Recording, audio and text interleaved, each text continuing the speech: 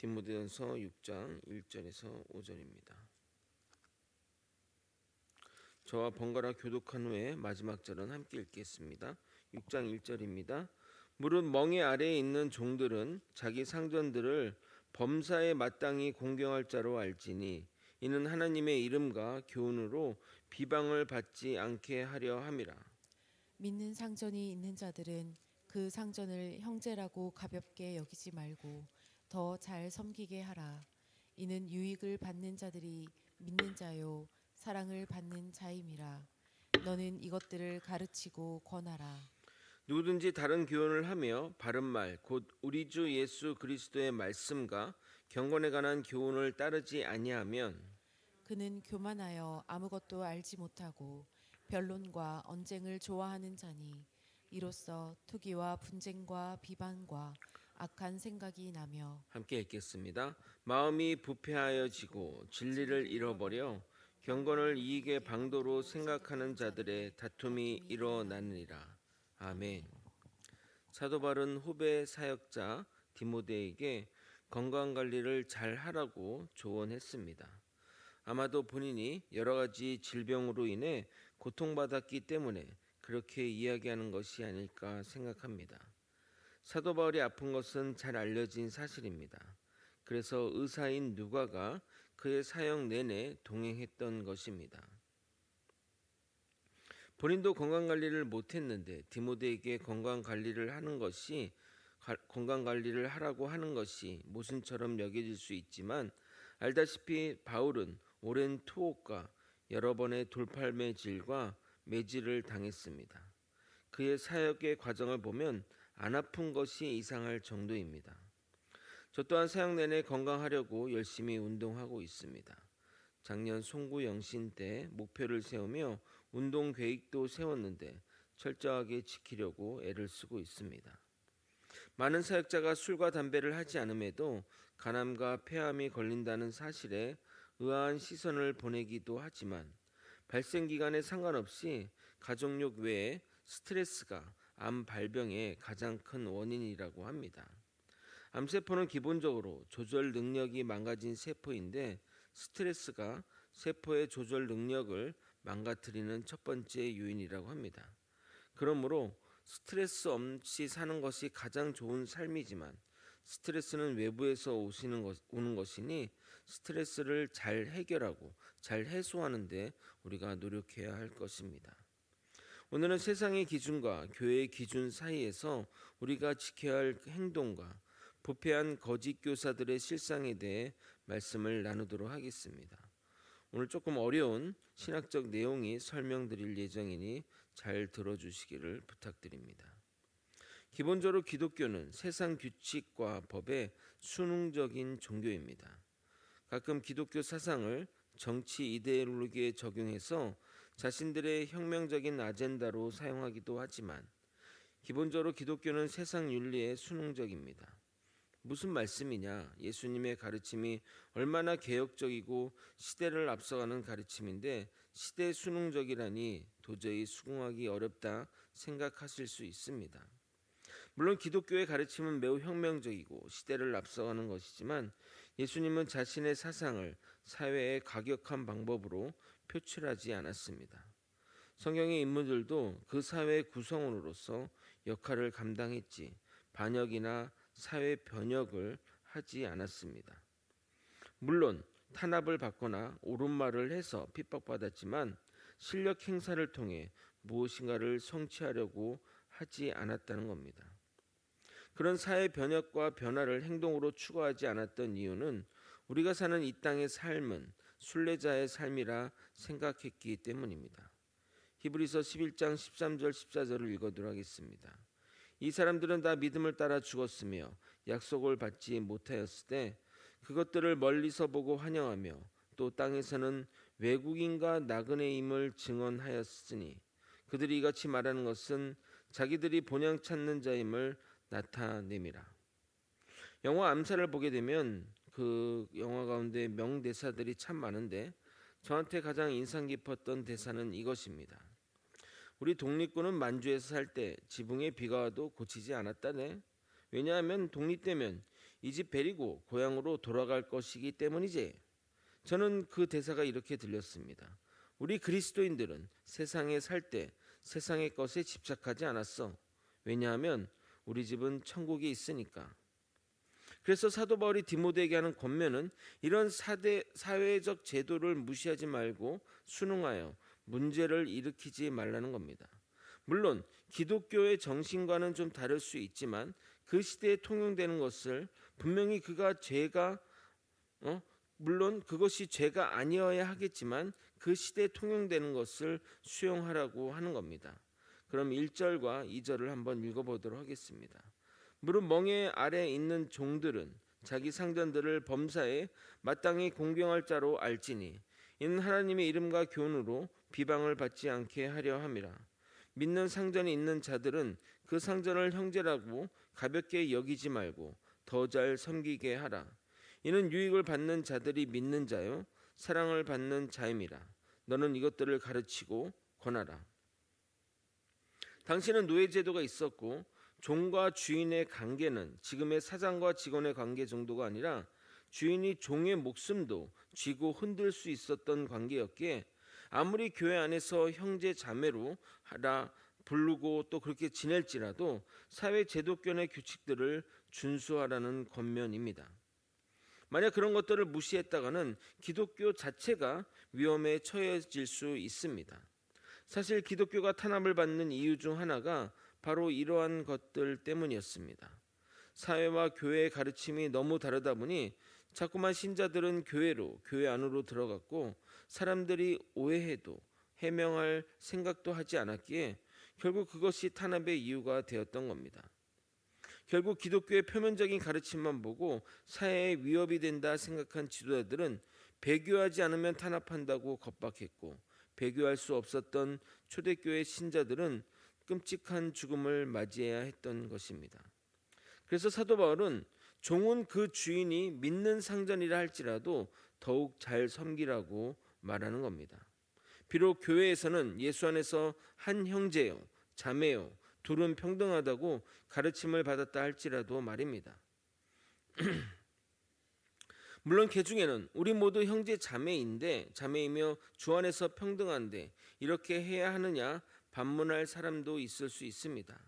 그래서 사도 바울은 그들에게 믿는 상절에게 종들이 잘하는 것은 그들이 하나님을 믿는 자이며 하나님의 사랑을 받는 자이기에 더욱 그렇게 해야 한다고 말하는 겁니다. 안 믿는 사람에게도 종이 주인에게 잘하는데 믿는 사람이니 더 잘하는 것이 당연한 것 아니냐고 말하는 겁니다. 저는 이 말에 전적으로 동의합니다. 가끔 장사나 사업을 하시는 분이 믿는 사람에게 더 잘할 것이라고 생각하는데 오히려 설렁설렁하고 믿지 않는 분들에게는 평판이 두려워 열심히 하는 경우를 봅니다. 그래서 어느 교회는 교회를 맡길 때 믿지 않는 사람에게 맡기기도 합니다. 왜냐하면 잘못되면 정당한 클레임도 하고 문제 제기도 해야 하는데 믿는 사람이라 그런 것을 못하기 때문입니다. 반대로 일을 맡은 사람도 교회이면 더욱 성심성의껏 해야지 대충대충 설렁설렁해서는 안 됩니다. 만약 상전이 믿는 사람인데 이런 이유로 상전을 무시하고 한다면 상전을 시험들게 만들 수 있으며 더 나아가 다른 상전이 종의 신앙의 자유를 억압하거나 또는 자신이 회심하는데 망설이게 할 수 있습니다. 그러나 반대로 믿는 종이 더욱 주인에게 잘한다면 복음 전파에도 큰 유익이 될 것을 말하고 있습니다. 3절부터는 다시 목회자에 관한 이야기로 돌아옵니다. 일반 목회자가 아닌 일명 부패한 거짓 교사, 즉 목회를 빌미로 경제적 이익을 추구하는 자들에 대한 경계입니다. 신앙에는 중간지대가 없다는 말을 기억하실 겁니다. 가르침도 동일합니다. 바른 가르침이거나 거짓 가르침밖에 없습니다. 물론 거짓 가르침도 바른 가르침인 것처럼 위장하지만 결국 그런 거짓 가르침은 드러나게 마련입니다. 그럼 바른 가르침은 무엇인가? 3절을 여러분이 한번 읽어보도록 하겠습니다. 함께 읽겠습니다. 시작. 누구든지 다른 교훈을 하며 바른 말 곧 우리 주 예수 그리스도의 말씀과 경건에 관한 교훈을 따르지 아니하면 첫 번째로 바른 말은 우리 주 예수 그리스도의 말씀과 경건에 관한 교훈입니다.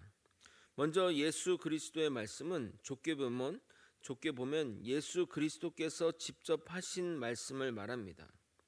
과거에는 이 예수님의 말씀만 성경에서 빨간색으로 표시해서 구분하기 쉬웠습니다. 그런데 예수님의 말씀이 사대 복음서에 다 기록된 것이 아니기에 예수님의 행적, 예수님이 하셨다고 이야기하는 그런 직접 목격한 사도들의 말을 포함해서 생각해야 할 것입니다. 거기다가 예수 승천 이후 영으로 교훈하신 내용도 포함되어야 합니다. 쉽게 말해 우리가 정경으로 보는 신약 성경을 바른 말로, 바른 가르침으로 보면 됩니다. 두 번째로 바른 말은 경건에 관한 교훈을 말합니다.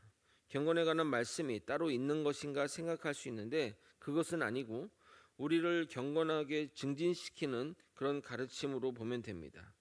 즉 바른 가르침은 요약하면 출처가 그리스도로부터 온 것이며 우리를 경건하게 증진시키는 것이어야 합니다. 찬 가르침에서 벗어난 자들은 결국 교만한 자들이며 그로 인해 어리석어진다고 말합니다. 교만한 자들은 더 이상 자신들에게 가르침이 필요 없다고 생각하는 자들이기에 결국 무지의 길로 나아갈 수밖에 없습니다. 그래서 교만은 무지의 절친이라고 말하는 겁니다. 4절을 읽겠습니다. 그는 교만하여 아무것도 알지 못하고 변론과 언쟁을 좋아하는 자니 이로써 투기와 분쟁과 비방과 악한 생각이 나며 그들은 변론과 언쟁으로 교회를 혼란시킵니다. 여기서 좋아하는의 헬라어 노소는 병적으로 되다라는 것의 어원에서 나온 것이기에 그러니까 바르다는 것은 건강하다는 의미이기 때문에 건강한 가르침과 대조를 이루기 위해 바울이 의도적으로 사용한 단어입니다. 분란과 분쟁만 일으키는 변론과 언쟁은 교회를 병적으로 만들어 버리기 때문입니다. 결국 그러한 가르침은 투기와 분쟁과 비방과 악한 생각으로 귀결되는 겁니다. 물론 발전을 위한 건설적인 논쟁은 필요합니다. 그러나 상대방을 시기하고 분쟁을 일으키며 비방으로 치닫는 것은 절대 주님의 가르침이 될 수 없습니다. 건설적인 논쟁이라는 것은 계속적인 발전적인 대안과 방법을 제시합니다. 그러나 변론과 분쟁은 대안이 없고 상대방을 깎아내리거나 무시하거나 또 존중과 세움이 없습니다. 더 나아가 논리도 없습니다. 그냥 반대를 위한 반대를 할 뿐입니다. 그런데 바울이 사용한 4개의 단어, 투기, 분쟁, 비방, 악한 생각은 단계적으로 일어나는 것입니다. 사도 바울은 그냥 단어를 나열하지 않고 이렇게 단계적으로 제시함으로써 상황을 심화시켜 나갑니다. 우리가 잘 아는 성경 구절에도 이렇게 단계적으로 제시하는 것이 있습니다. 로마서 5장 3절에서 4절입니다. 다만 이뿐 아니라 우리가 환난 중에도 즐거워하느니 이는 환난은 인내를, 인내는 연단을, 연단은 소망을 이루는 줄을 알미로다. 변론과 언쟁이 일어나면 반드시 패배하거나 논쟁에서 밀리는 자가 나오게 마련이고 그들 마음 가운데 시기와 질투의 감정이 일어납니다. 그러면 상대방에게 지지 않으려는 또는 패배를 인정하지 않으려는 마음이 분쟁으로 발전하게 됩니다. 언어적 다툼에서 시작하여 심하면 폭력적 행동으로 나아갈 수 있습니다. 이런 분쟁이 또 심화되면 상대방을 비방하게 됩니다. 경멸적인 언사나 중상모략이 나올 수 있습니다. 그리고 마지막으로 악한 생각으로 발전하여 상대방을 해코지하거나 거짓으로 모함하거나 하는 지경으로 나아가는 것입니다. 하나님의 기준으로 악한 생각은 행동으로 이어지는 것이나 마찬가지입니다. 제가 말씀드린 이런 모든 것들이 하나님과 어울린다고 생각하십니까? 하나님의 참된 가르침에는 이런 것들이 나올 수 없는 것입니다. 당시 초대교회는 아직 교리가 완전하게 정착되지 않아서 여러 가지 이론들과 이단들이 판을 치며 사람들을 혼란스럽게 했습니다. 또한 유대교와 그리스도교도 완전히 분리되지 않았고 그리스도교를 믿는 자들 대부분이 유대교에서 출발했기에 그들도 혼란스러운 부분이 있어서 변론과 언쟁이 많았습니다. 그러나 건전한 변론은 발전적인 상태로 나아가나 병적인 변론은 유익이 없는 상대방의 주장을 이기기 위한 공허한 논쟁만 지속될 뿐이었습니다. 그래서 이러한 것에 휘둘리지 않도록 주의를 주는 것입니다. 말씀을 정리하겠습니다. 사도 바울은 성도들에게 기존 사회적 체계를 무시하지 말라고 가르치고 있습니다. 물론 교회에서의 가르침과 좀 다를 수 있지만 깊게 생각하면 사회 체계를 무너뜨리지 않으면서 주님의 말씀과 조화를 이루는 방법이 존재합니다. 그것이 바울이 제시한 방법입니다. 물론 우리 모두 하나님의 동등한 자녀이고 형제이니 노예제를 폐지하는 것으로 주장할 수 있으나 당시 그것이 가능하지도 않고 오히려 신앙의 자유마저 빼앗길 수 있기에 맞더라도 맞지 않습니다. 그러나 바울이 제시한 방법은 노예제를 인정하는 가운데 형제라도 잘하는 것이 믿는 상전에게 도움이 되니 그 길로 나아가라고 말하는 것입니다. 이것은 절대 말씀의 타협이 아닙니다. 예수님도 기존 사회를 비판하고 바른 말씀을 선포했지만 변혁을 행동으로 옮기지 않았던 것처럼 우리 또한 이러한 조화를 잘 이루어 나가야 할 것입니다. 마지막으로 가르침을 잘 분별하여 시기와 분쟁과 비방과 악한 생각으로 나아가지 않는 저와 여러분이 되시길 예수님의 이름으로 축원드립니다. 기도하시겠습니다. 하나님의 말씀을 잘 분별하고 그 뜻의 본의를 잘 생각하여 하나님의 뜻을 이 땅에서 실현하고 또 하나님의 말씀을 대로 살아갈 수 있는 우리가 될 수 있도록 이끌어 주시옵소서. 주신 말씀 가운데 우리에게 실천한 부분들과 하나님의 영광을 드러낼 분들을 고민하며 하루하루 살아갈 수 있도록 이끌어 주시옵소서. 이 모든 것 사랑이 충만하신 예수 그리스도 이름으로 기도드리옵나이다. 아멘.